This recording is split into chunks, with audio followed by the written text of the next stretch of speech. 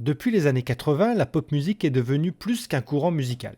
C'est avant tout un univers, des icônes et des fandoms. Vous allez me dire oui, comme tous les genres musicaux. Oui. Sauf que la pop music est peut-être le seul genre où on parle de phénomène. Et a vu le phénomène K-pop. Un immense phénomène. Le phénomène Justin Bieber. C'est le même phénomène. À la moindre de leur apparition, les One Direction provoquent l'hystérie.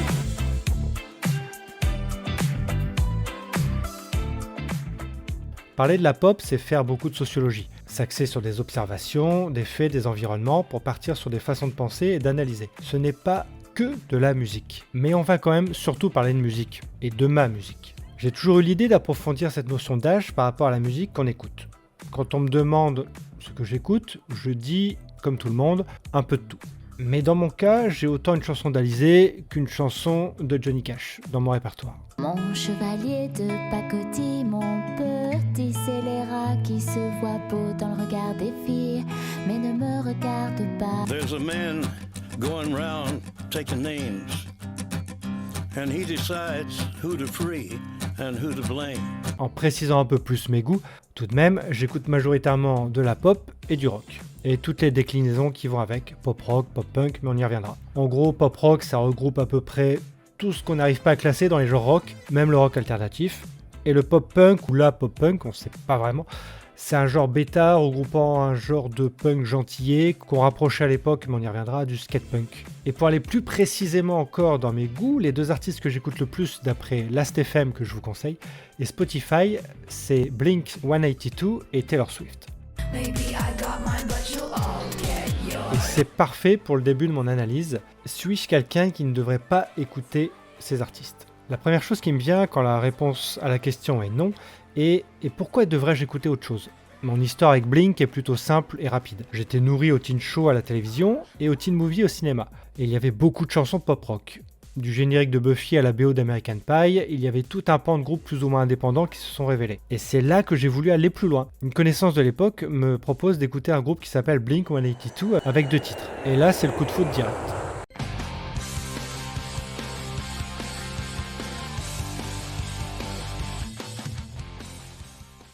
C'est exactement ce que je voulais. Rapidement, j'ai rattrapé leur discographie avec ce que je pouvais, c'est-à-dire Napster et Emule. Et puis quelques CD. Et par chance, mon premier concert était ce groupe-là en 2004. Et le dernier en date est ce même groupe 19 ans plus tard. Blink m'a permis de rencontrer beaucoup de personnes, et même ma copine. Blink, c'est un groupe de pop-punk, rock, qui est né avec cette génération adepte de skateboard et de plage en Californie, notamment, mais pas que. Tom, Mark et Travis ont explosé avec l'album Enema of the State, et à la même époque, MTV était la chaîne des jeunes. Le rap et le rock y avaient leur place. Rapidement, Sum 41, Good Charlotte et autres Simple Plan se sont rapidement formés, également avec un style de musique proche. On est loin des Ramones ou des Sex Pistols, mais l'esprit un peu déjanté est là. On rajoute à ça des groupes comme Green Day et The Offspring, qui étaient déjà en place depuis quelques années, et on obtient une belle génération de rock décomplexé. Oui, c'est proche de l'insouciance de l'adolescence, mais c'est juste le seul point commun. On ne peut pas dire que ça se résume à ça, sinon les Beatles se seraient résumés à un groupe pour adolescentes.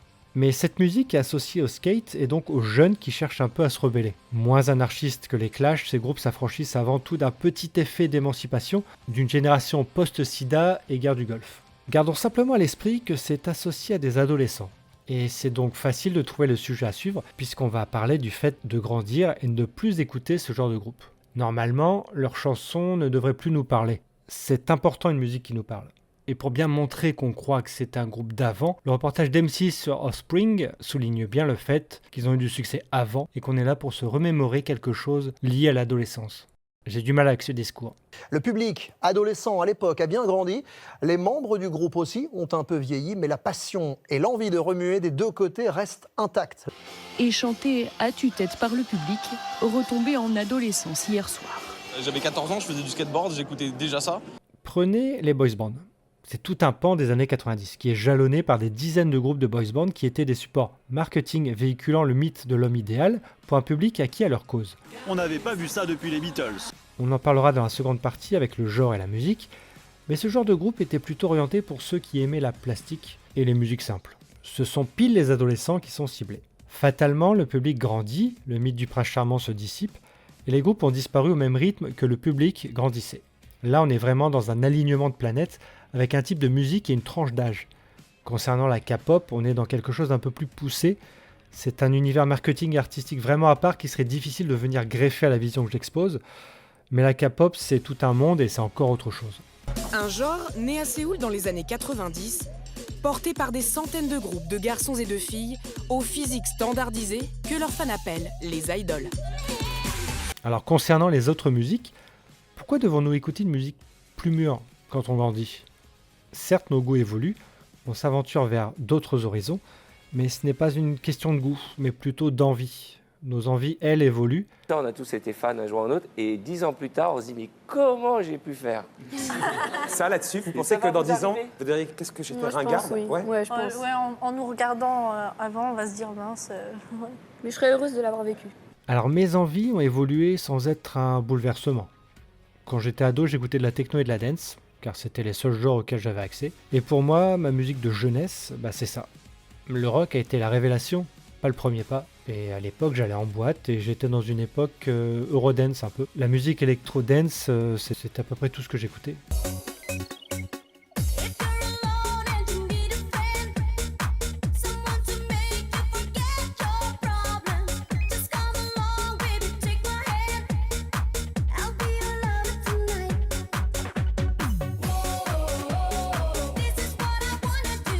Et maintenant, à 40 ans, j'essaie d'aller voir ailleurs, dans les recommandations Spotify qui ont été un vivier de découvertes en tout genre.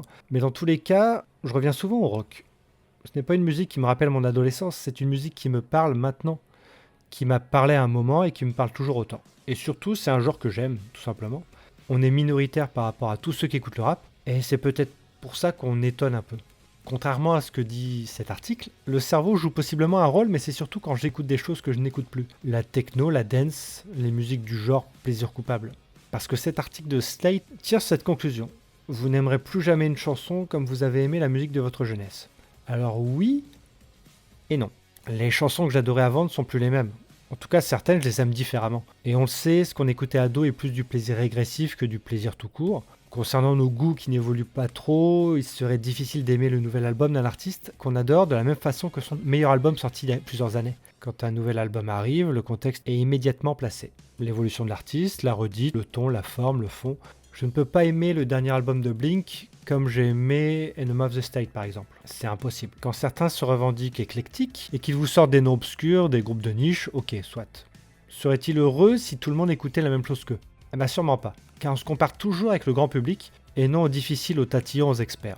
Quand on voit les chansons les plus populaires de l'année, on a mal. Ce sont les jeunes et les réseaux sociaux qui font les tubes, mais ce sont des tubes très éphémères. On s'amuse plus sur des titres contemporains qu'on ne les aime vraiment. Jurisprudence Joule, ça m'étonnerait qu'on y aille pour kiffer la musique, mais juste pour kiffer le moment et s'amuser. C'est peut-être la mélodie comme le texte. Ça veut le port d'armes, les gros bras Jean-Claude Van Damme. J'fume la peu d'Amsterdam, celle qui est bonne qui te monte au crâne. La musique n'a pas d'âge. Il est cependant difficile de ne pas dissocier âge et musique quand on compare les goûts actuels en musique suivant les tranches d'âge. Les plus de 50 ans iront volontiers vers ce qui se passe à la radio ou à la télé. Les moins de 25 ans iront sur les musiques omniprésentes sur TikTok ou Instagram. Tout est aussi une question de médium, mais ça il nous faudrait plusieurs années avant de tirer une conclusion fiable, claire et logique. Nous sommes peut-être une génération qui a évolué avec différents médiums et affiné nos goûts et notre consommation. Et c'est un peu comme la culture, nous avons celle de nos parents, celle des soirées télé en famille et notre propre culture. Pour la Gen Z, c'est un peu différent. Ils ont surtout leur propre culture qu'ils partagent entre eux. Who's the singer? Please tell me you know the singer. Name. No idea. Les plus âgés sont perdus par la technologie et la modernité. Les plus jeunes sont enfermés dans un médium bourré d'algorithmes qui les auto-satisfait. C'est une caricature, mais c'est quand même la tendance. Et la rupture est vraiment là entre la Gen Z et les autres. Entre une génération full connectée et celle qui va sur les supports. Écoutez ce que vous voulez, tant que vous aimez. La musique est faite pour ça.